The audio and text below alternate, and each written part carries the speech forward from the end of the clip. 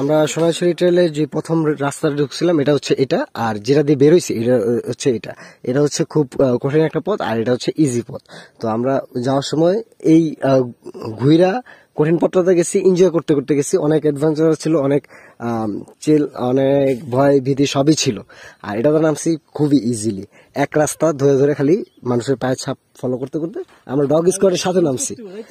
মানে এদিক দিয়েও ইজিলি উঠা যাবে, আবার এদিক দিয়েও নামা যাবে, আবার এদিক দিয়েও উঠা যাবে, এদিক দিয়ে নামা যাবে। আপনারা যে চান ওইভাবে যেতে পারেন, দুইটা পথ আছে এই জায়গায়। আমি জায়গাটা আবার একটু দেখাই দিতেছি। এটা হচ্ছে ঢোকার যে এন্ট্রি পয়েন্ট, আমরা যে আর যেটা পথ দিয়ে আসছি এটা হচ্ছে ঝিরি পথ ধরে গেলে আপনার ঝর্ণা যাবেন, আর এই পথ দিয়ে পাহাড়ের উপরে হয়ে আবার নিচে যা আপনার ঝর্ণার দেখা পাবেন।